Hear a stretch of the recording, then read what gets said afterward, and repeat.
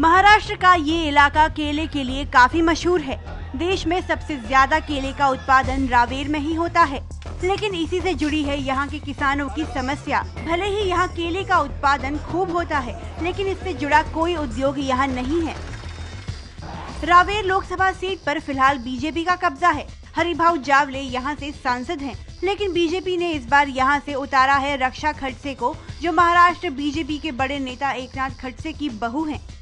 NCP ने यहाँ से मनीष जैन को टिकट दिया है, तो आम आदमी पार्टी के उम्मीदवार हैं राजीव शर्मा। समाजवादी पार्टी ने इस सीट से मुफ्ती हारून नदवी को टिकट दिया है। रावेर में विधानसभा की 6 सीटें हैं, जिनमें से 3 पर बीजेपी का कब्जा है, तो 2 सीट एनसीपी और 1 सीट निर्दलीय के पास है। रावेर के वोटर 24 अप्रैल को वोट डालेंगे। अब तक आपने देखी कौन बनेगा प्रधानमंत्री की 164 नुक्कड़ बहस। आज देखिए 165वीं नुक्कड़ बहस। नमस्कार, मैं हूं उमेश कुमार और कौन बनेगा प्रधानमंत्री की नुक्कड़ बहस आज हम ला रहे हैं रावेर संसदीय क्षेत्र से। रावेर संसदीय क्षेत्र पर फिलहाल बीजेपी का कब्जा है और यहां पर इस बार बीजेपी की उम्मीदवार हमारे साथ है रक्षाताई खडसे, जो बीजेपी के ही कद्दावर नेता एकनाथ खडसे की बहू है। और राष्ट्रवादी कांग्रेस ने यहां से उतारा है मनीष जैन को, जो हमारे साथ इस वक्त यहां पर मौजूद है। और हमारे साथ समाजवादी पार्टी के मुफ्ती हारून नकवी भी यहां पर मौजूद है और आम आदमी पार्टी ने यहां से उतारा है राजीव शर्मा को। लेकिन सबसे बड़ा सवाल है कि यहाँ पर कौन बनेगा प्रधानमंत्री के बारे में लोगों की राय क्या है और यहाँ के नेता क्या सोचते हैं। सबसे पहले हम बात करेंगे जनता से और उसके बाद जाएंगे नेताओं के पास कि क्या सोचते हैं लोग कौन बनेगा प्रधानमंत्री के बारे में। आपको क्या लगता है कौन बनेगा प्रधानमंत्री? मैं तो समझता हूँ मोदी जी ही प्रधानमंत्री बनेंगे। क्यों? क्योंकि उनका विजन ब्रॉड है। विजन ब्रॉड है, आपको क्या लगता है? नहीं, विजन ब्रॉड हुआ तो भी मुश्किल है। क्यों? वो नहीं बता सकता। अच्छा, मुश्किल है। कोई कहता है कि विजन ब्रॉड है, मुश्किल है। आपको क्या लगता है? नहीं, सरकार तो यहाँ पे आपकी जो एनडीए की है उसी के बनेगी। सोनिया जी लीडरशिप जो है यूपीए के है, यूपीए की ही सरकार बनने वाली है। क्यों? क्योंकि उसके अंदर में लीडरशिप है, सारे नेता साथ में मिलकर काम करते हैं। यहाँ कोई एक आदमी काम नहीं करता है, सारे लोगों की सुनकर के काम होता है। वहाँ पे सबको साथ में लेकर के काम होता है। क्या मोदी क्या है, सबका नहीं सुनते?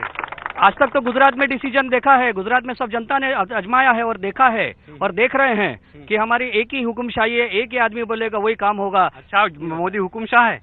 नहीं, आज तो जो विकास हुआ है वो गुजरात का ही हुआ है और मोदी साहब का ऐसा कुछ नहीं कि वो एक अकेले डिसीजन लेते, सब साथ में ही लेके डिसीजन लेते। इसलिए गुजरात का विकास हुआ और अब की बार मोदी की सरकार ही आएगी। अच्छा, गुजरात का विकास हुआ है, मोदी की सरकार आएगी। रक्षाबाजी ने कहा है कि मोदी ने जो विकास किया है वो सिर्फ गुजरात में किया है।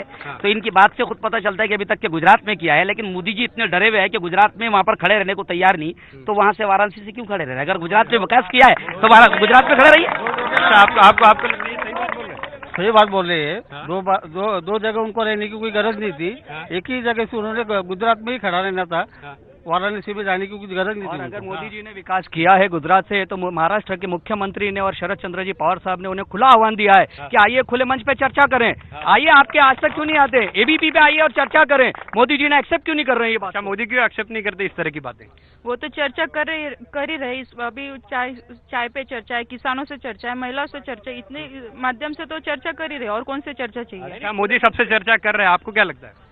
सर, ये मोदी, राहुल गांधी, ये सब जो है ये सब अंबानी जी के एजेंट बन चुके हैं। क्योंकि क्या भारत का पीएम आम आदमी बनेगा? भारत का पीएम आम आदमी बनेगा। उसका कारण ये है, नरेंद्र मोदी जी की ये तारीफ करती कि चाय वाले का लड़का कैसे हेलीकॉप्टर में घूमता है। चाय वाले का लड़का कैसे हेलीकॉप्टर में घूमता है? उनकी जो शुरुआत हुई वो आम आदमी से हुई है और आज उनका जो पद है, 3 बार सीएम बन चुके हो और अब उनका लेवल है, इसलिए वो घूमते हैं। ये आपने सुना, वो कहते हैं कि आम आदमी जो है मोदी कैसे घूम सकते हैं? देखिए, आम आदमी तो हर आदमी होता है और आदमी जो होता है, आज मोदी जी घूम रहे हैं अदानी के हेलीकॉप्टर में और प्लेन्स के अंदर में। ये व्हाट्सएप के ऊपर और फेसबुक के ऊपर में ये सारे फोटोग्राफ्स आ रहे हैं। ये तो सारी जनता को मालूम है कि इनको कौन घुमा रहा है और वो किसके प्रधानमंत्री बन रहे हैं। अच्छा, आपको भी लगता है कि अंबानी के जेब में है मोदी? पूरी तरीके से अंबानी की जेब में। और हमें पूरा यकीन है कि इस मुल्क का हिंदू भाई सेकुलर है, जो मोदी को खुद पीएम नहीं बनने देगा। बहुत बढ़िया। सर, लास्ट वीक कांग्रेस ने अपना मैनिफेस्टो डिक्लेयर किया, जिसमें मुस्लिम अल्पसंख्यक समाज के लिए उन्होंने मौलाना आर्थिक विकास महामंडल को और स्ट्रांग करने का बोला। मुस्लिम समाज के लिए बीजेपी ने अपने मैनिफेस्टो में कुछ जगह रखी है। मुस्लिमों के लिए कुछ नहीं रखा, इधर लोग हैं, क्या बोलना चाहते हैं? मुस्लिमों के लिए बीजेपी कुछ नहीं करती? ये अगर बोलते हैं कि मोदी जी वाराणसी से लड़ रहे हैं तो मेरे को एक बात बताओ, अपने एरिया में तो कोई भी लड़ता है, गुजरात में तो चुन के ही आए, इतने सालों से सरकार चल रही है, क्यों अभी वाराणसी में खड़े रहे? देख लेंगे जीतते कि नहीं जीतते। अच्छा, देख लेंगे। मोदी जी को डर नहीं है, वो कहीं से भी चुनकर आ सकते हैं। अच्छा, मोदी को डर नहीं है, मोदी को डर नहीं। एक मिनट, मोदी को, वो कहते हैं मोदी को डर नहीं इसलिए वाराणसी खड़ी हो रहे हैं। देखिए, ऐसा है कि वहाँ पे जो महानगर पालिका है बीजेपी की है, आमदार बीजेपी के, खासदार सिटिंग जो थे, जो एमपी है वो भी बीजेपी के थे। तो ये मोदी जी वहाँ पे खड़े रह रहे हैं और बोलते हैं मैं वाराणसी का विकास करूंगा। तो जो आज एमपी थे, आज जो एमएलए है और जो कॉर्पोरेशन है वो बीजेपी की है, तो उन्होंने कोई विकास नहीं किया, इसका मतलब वाराणसी में। अच्छा, एक मिनट, यहाँ पे जनता है, जनता क्या बोलना चाहती है? ऐसा है कि नरेंद्र मोदी ने सत्ता में आने के बाद में बहुत सारे अच्छे काम करने हैं। यूपीए की इतने दिन तक सरकार थी कांग्रेस की, कांग्रेस ने सरकार में बाहर के देशों से भारत को धोखा ही दिया है और भारत के लिए यूपीए ने धोखा दिया। यूपीए की अब तक सरकार थी 15 साल से, इन्होंने 15 साल में कुछ नहीं किया और जब इलेक्शन आते हैं तो अच्छा, यूपीए ने